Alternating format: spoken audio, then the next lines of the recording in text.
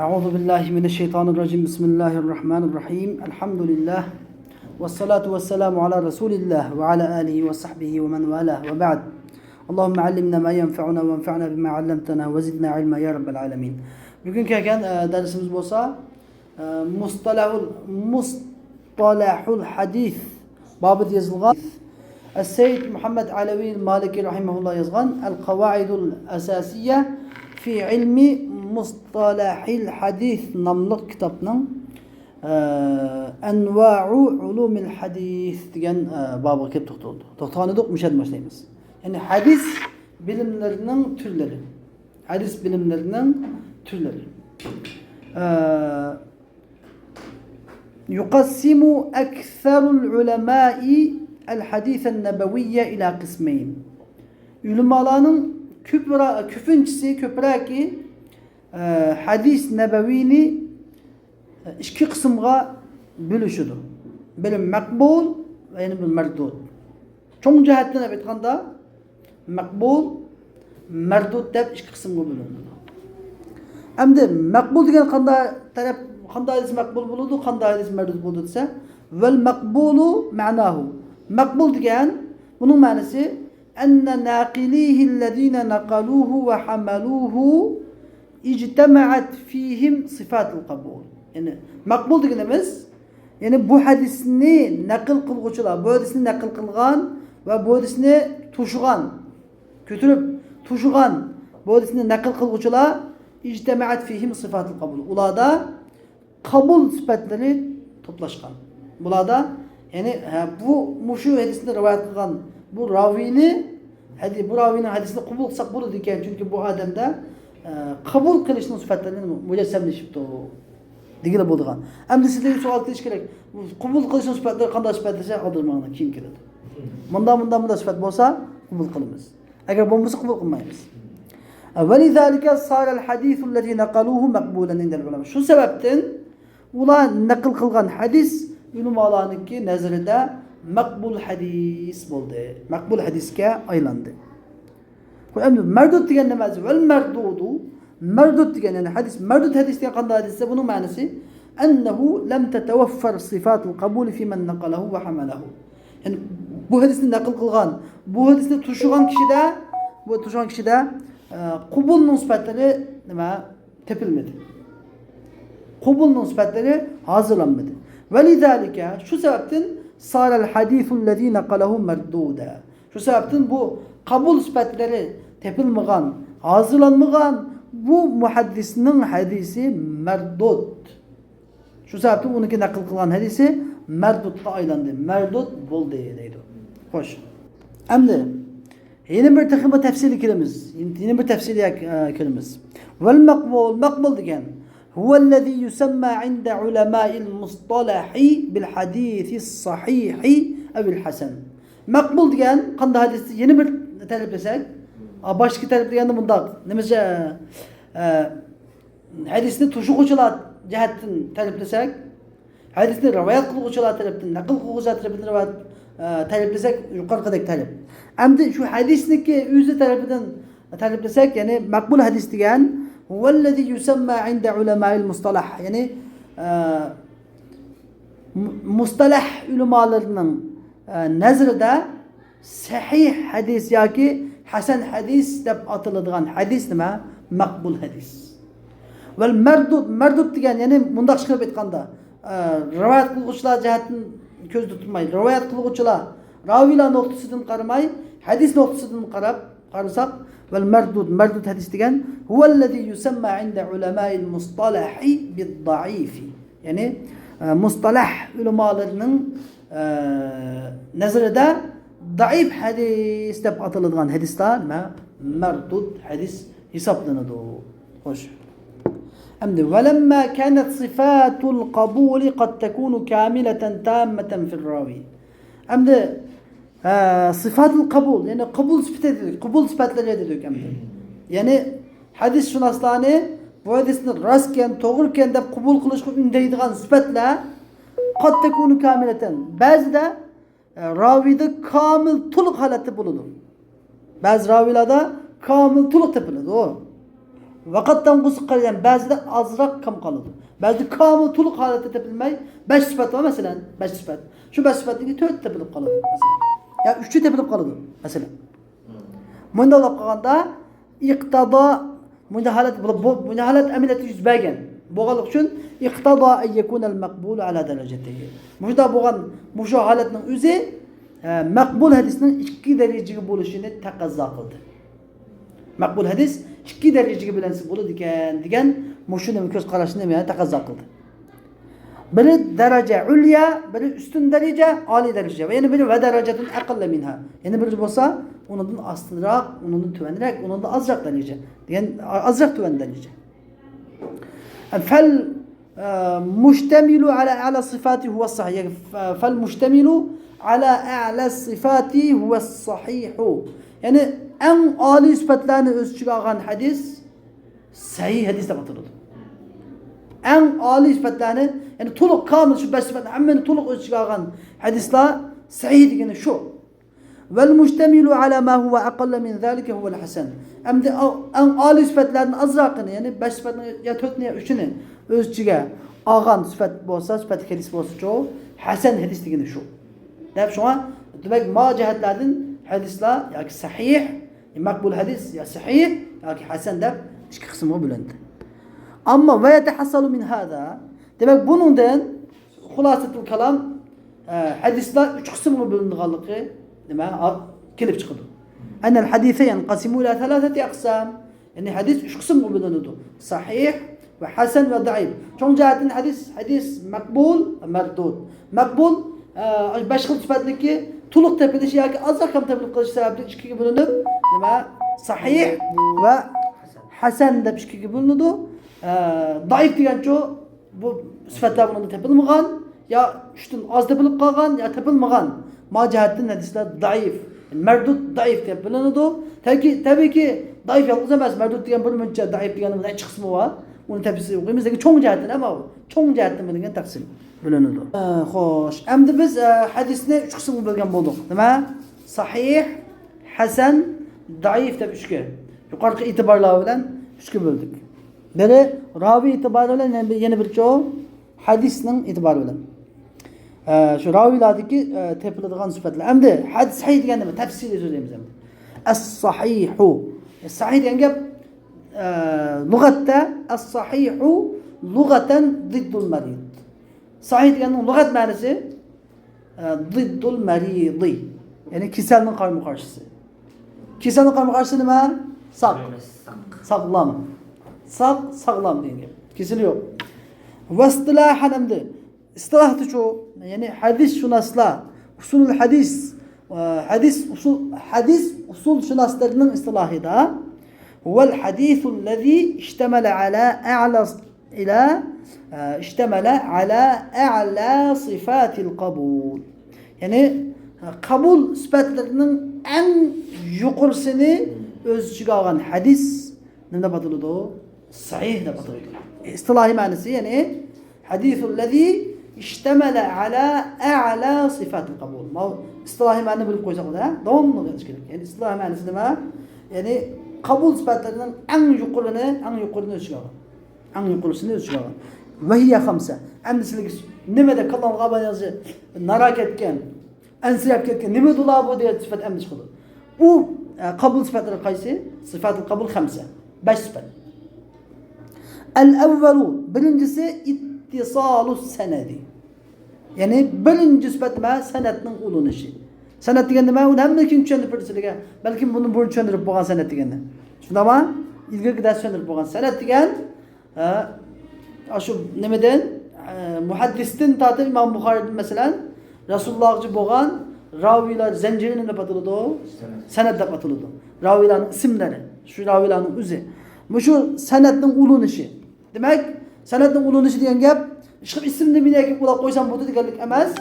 Ya'ni shu hadisni rivoyat qilgan ravilar nima birsi-birini ko'rgan bo'lishi, ya bir zamonda o'tgan bo'lishi, uni keyin bir makonda o'tgan bo'lishi, safar qilib keladi ehtimolligi bor bo'lgan bo'lishi degandek bir muncha nimalar bilan nima sanat ravilar bir-biriga tutashgan bo'lishi kerak. Ve ma'na hadal ittisal bizde yapıyordu. Bu ittisalın manası, senetlerin ulunuşu diyen bu ulunuşun manası ey yekuna kullu ravin min ruvat, yani ravilardan boğan İmam Bukhari'de atıp Peygamber Aleyhisselam ucu boğan ardaki ravilerin her biri mesela her biri kad semi'a emmen fevqahu hakikaten.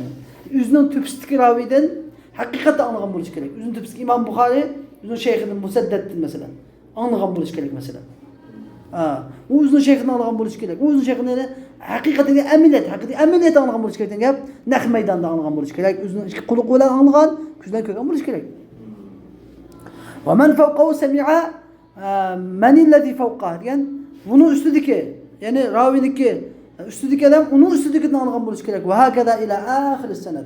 Şunda senedin ahir geçe. Ahir senet diyen kalsa Resulullah. Şunda ama Resulullah'a etkende ahir senet buludur. Beşinci o muhaddis, yani İmam Bukhari, İmam Tirmidhi, Abu Davud, Nesai, İbn Mace diyorlar. Beşi buludur. Şunda anlamı.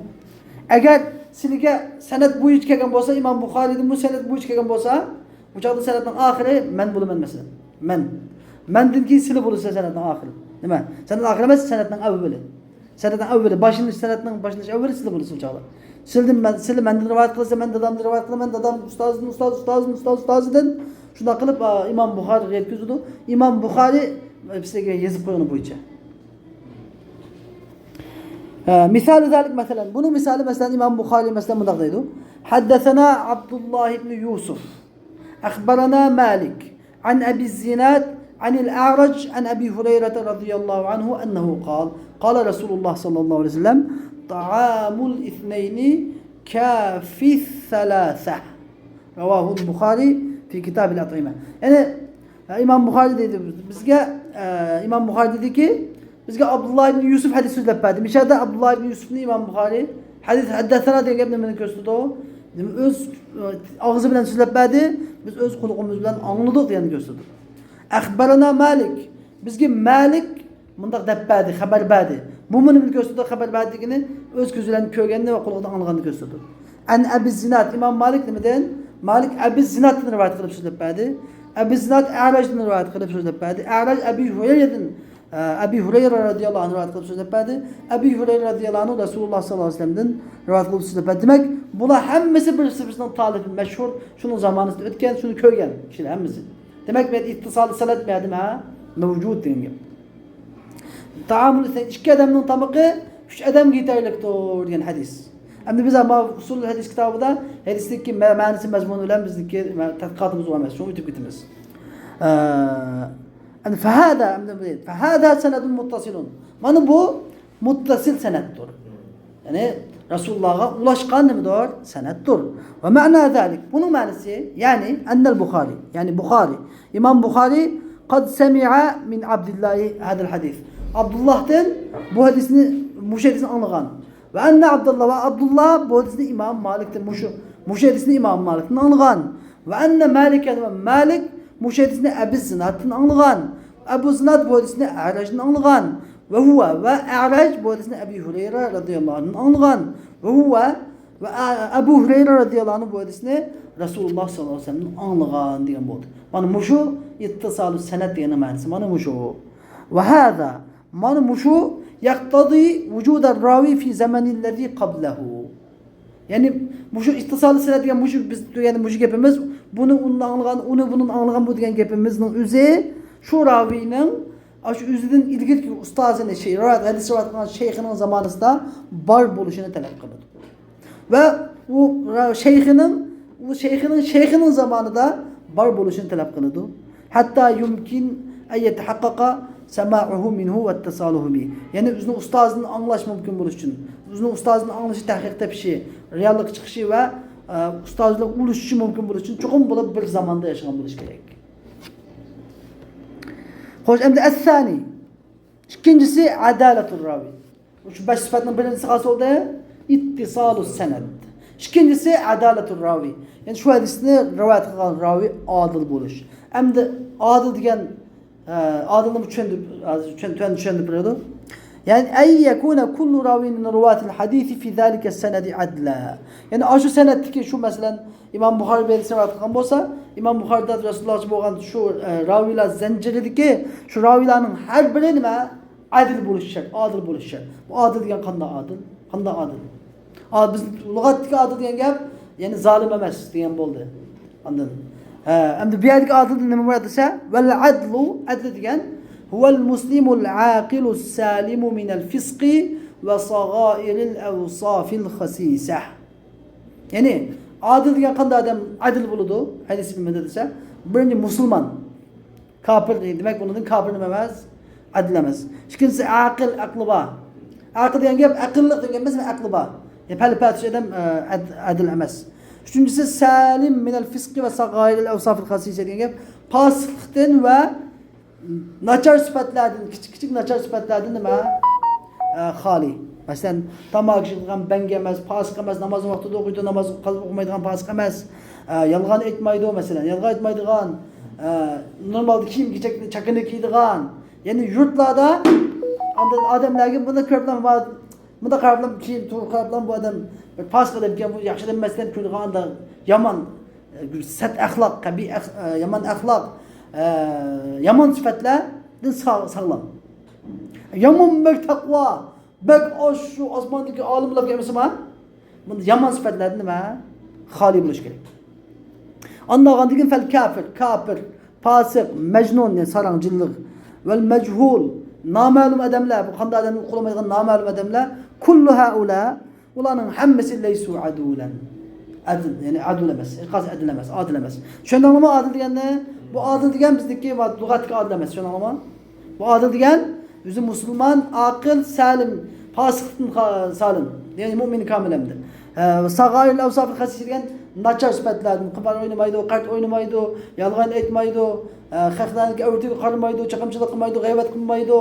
Ondan kapta vaqib osmon qalab yurmaydi, ishni vaqib ish talashtirib yurmaydi, ochchini qildim, uni qildim deb havoyi havasini keyin qo'g'lamaydi. Bunday odamlar, tushundingmi? Endi ilm shuni zoti Allah.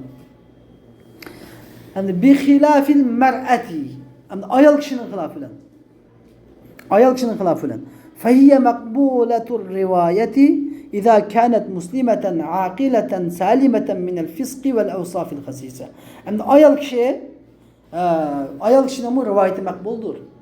Hani meyadisiyle Müslimul akıllı da hastam erkişinin süfini kadar kaptan da ayol kişi ma redisinde işancılık emez çıkwa sekka bulanmağıday adil bulanmağıday etsanlıya. Ayol kişi ma adil bulalaydı. Ayol kişinin rivayeti makbuldür. İza kânet Müslüman bolsa, aklı var bolsa, fasıklıktan salamet bolsa, načar sıfatlardan, načar ahlaklardan hali bolsa, nima? Ayol kişi nima adil qatarı köyleydi. Ve kezalikel abdu tuqbalu rivayet. Şimdi kul. Hatta kullamı bu yukarıdaki sıfatlar tepilse onu azın demek ki şu azatlık şart demez yani. Bir muhaddislikki adil buluşu için ne buluşu şart demez? Azat buluşu şart demez. Ve kezalikel abd yani erkek buluşu şart demez.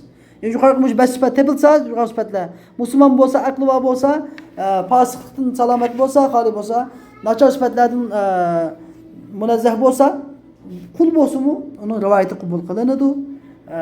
Tüvendigerek bu aletlerde. Ve yumkinu en nekul biz mundaq deyişimiz mümkün. Adilniki tarifatıda inne adaletel ravinin adaleti digerlik manaha bunun manası yani nizafetu sulukihi ve taharetu siyarihi yani seyirihi diyecek burada. Onun sulukundaki pakizliği. Onunki hayatlık yolunun nima? Paklığı. Ve huve yetenavelul canibel ahlaki fil ravi. Bu ravideki ahlaki tarafını çıkarır. Yani ahlaki intihani güzel ahlaklık. Yani ahlakı karşı karşı her kadar olsa nemiga hadis ilmideki adilge karşı karşı kılır. Ahlak babında hadis ilmige karşı karşı kılır. Ahlaksız bab karşı kılır. Ve yabqa iştiratul canibil ilmi. Hem de ilmi taraf kapkalıdır. İlmi tarafını şart etiş kapkalıdır. Nemiş kal? Liannehu la yelzemu min kevnir ravi adlen salihan taqiyen fi nefsihi en yekune hafizan mutkinen fi rivayeti. Hem de bir ilmi taraf kapkalıdır. Ma adil diyen taraftan ma ta'alipini qaraganda ahlaki taraf ko'zda tutilib, ilmiy taraf nima qilib qoladi. Chunki la yalzamu raviniki adil, solih, taqvodor, o'zida taqvodor bo'lishidan ay yakuna hafizan mutqinan fi rivoyati. O axloqli bu ravining, axloqli bu solih, taqvodor bu raviniki hafiz, intayin as tutish qobiliyati yuqori, mutqinan fi rivoyati degan rivoyatda intayin pishiq. Yatılgan hadis intayin pishiq. Nayt ixcham puxta yatılgan degan magap chiqmaydi. Vel aksu bil aks. Endi hadis intayin bunun pishiq, bu nayt puxta yatılgan degan gapdan nima buniki axloqiy tarafi chiqmaydi. Anda bo'lgandan keyin, ya'ni la yalzamu min kawni hafizan mutqinan, uniki hafiz puxta yatlıg'uvchi bo'lishidan rivoyatdagi ay yakuna adlan solih, buniki adil, solih, taqvodor bo'lishi kerak chiqmaydi. Anda bo'lgandan keyin nima qilish kerak? Demak, sifatul qabulni bir qancha qismga bo'lishga to'g'ri keladi. Birinchi qismi nima? Adil. Tushunish bo'ldimi? Lidalika ishtaratal ulama, shu sababdan olimlar ravida ayyatahaqqaqa bi wasfin akhar. Anda da ravida yana bir sifat mu tahqiq topsa bo'ladi ekan, bar bo'lsa bo'ladi ekan deb yana bir sifat mu shart etdi. Va huwa, u yana bir sifat bo'lsa kavnuhu hafizan mutqinan muhaqqiqan fi rivoyatihi. Ya'ni u hafizniki hafizan degan yatlıg'uvchi, yatqa'g'uchi. So'z degan hadisni yatılgan bo'lishi shart birinchi. Ikkinchi mutqinan, uni da yatlab qo'yishimiz pishiq yatılgan, puxta yatılgan, ya'ni unutib qolmaydigan shaklda pishiq yatılgan bo'lishi shart. Muhaqqiqan fi rivoyati. Uchinchisi yana rivoyatda muhaqqiq, ya'ni tahqiq qilgan, ya'ni tadqiq bilan inchki tadqiq qilib qolgan. Ya to'g'ri yatılgan demakchi. Ya'ni Rasulullohning kelgan bo'lishi to'g'ri shaklda yatılgan. Yatlab pishiq yatılgan degan g'alat, xato yatib bo'lgan bo'lmaydi. Chunki to'g'rilar tadqiq qilingan shaklda yatılgan, pishiq yatılgan bo'lish. Ve huvellezî yu'abbirûne anhu. Emdi hadis şunaslar bu şu haletini ne bataydı o? Yu'abbirûne anhu bunun bir tamamı dabıt. Tamamı dabıt deb ibaret sürüldü. Tamamı ibaret getirgende tamamı dabıt birinci adil. Çünkü dabıt deydi. Dabıt degen nima? Yatlaş, to'g'ri yatlaş, pishiq yatlaş, puxta yatlaş. Ve huve şartu thalithu min şurutis sahih. Bu esa sahihning şartlaridan 3-chi shartdir. Sahihniki şartlardan 3-chi shart. Anda olganda birinchisi ittisalu sanad bo'ldi. Ittisalu sanad. Sahih bo'lishning shartining birinchisi ittisalu sanad, sanadning ulanishi. İkincisi adalatul ravi, adil bo'ldi, adalatul ravi. Üçüncüsü tamamud dabıt. Yani hadisni yatılgan buluş, pishiq yatılgan buluş ve to'g'ri yatılgan buluş degan tamamud dabıt ma'nosi. Vel muradu bi tamamud dabıtdan bo'lgan murad nima desa, kavnuhu fil mertibetil ulya degan uning eng ustun martabada bo'lishi kerak. Qanday olib ustun martabada bo'ladi desa, bi ay yuthbita ma sami'ahu fi zihnihi bihaythu yatamakkanu min istihdarihi mata sha'a. Yani o'ziniki ustozidan, shayxidan anglagan hadisni o'zining zihnida shundoq bir mustahkam o'rnatishki, qachon xohlasa shu chaqda hozir qila oladigan. Qachon demoqchi bo'lsa shu chaqda ikkilanmasdan to'g'ri shaklda deya oladigan, kitob qaramasdan deya oladigan shaklda yodlashni deb ataladi. Tamamud dabit. Xatosiz holda deyishni. Fakharajal mughaffal kathirul khata'i. Andagandiki bundan mughaffal davomli xato deb satgan, kathirul xatosi ko'p, davomli unutib qolgan mughaffal biparva xatosi ko'p odam bundan chiqib ketadi. Va kharaja aydan khafifud dabit. Asli tutish qobiliyati tuvan odamlar bundan chiqib ketadi. Asli tutish qobiliyati tuvanlarmi ma'lumotlardan chiqib ketadi. Tushunammi? Mana bu. Endi shu bundan qolganda hozirgi zamondagi muhaddislarniki ko'pi muhaddis qatoriga haqiqiy nimaga dabit qatoriga kirolmaydi. Ar-rabi' to'rtinchisi xuluvuhu minash-shuzuz. Bu hadisning bu ravi rivoyat qilgan bu hadisniki shuzuzdan xoli bo'lishi. Shuzuz degan nima? Ma huwa shuzuz desa, ay la yukhalifu zalika thiqata arjaha minhu min ar-ruwat. Yani la yukhalifu zalika thiqatu arjaha minhu min ar-ruwat. Endi bu shuzuz degani ishonchli bir adam bu, ishonchli ravi. Lekin bu ishonchli ravining o'zidanmi kuchliroq bo'lgan, o'zidanmi ishonchliroq bo'lgan bir raviga qarshi kelib qolmaslik kerak. Bir sahih hadis bo'lish uchun bu hadisning o'zi Muhaşi hadisinin ravisitin mu işencili gerek. Yeni bir raviniki hadisiga karşı karşıya kep kalması gerek. Bunun da bize huluvuhu ile şuzuz da batırıldı.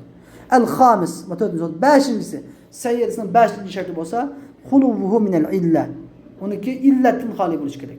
Yani la yekunu fil hadisi illa. Hadiste bir illet bulunmaydı. İllet denemez. Vel illet denemez deme. Vasfun hafiyyun yakdahu fil kabuli ve zahiru selametu minhu. Bu illet denemez mehbi bir sıfat bu. Mehbi bir, yuşurun bir sıfat. Bu kabulga nima eyip tesir gösterdi. Yani sıfatı kabul. Madisi kabul kılsak bunu digen bu ölçemge nima tesir gösterdiğin. Ama bulanmaydı o da tesir gösterdiğin. Ve zahiru ama bunun zahirisini karsak, teşhidini karsak selamete minhu. Eyiptin hali. Teşhidini karsak ve eyiptin hali ama aşı hadislerin ayeti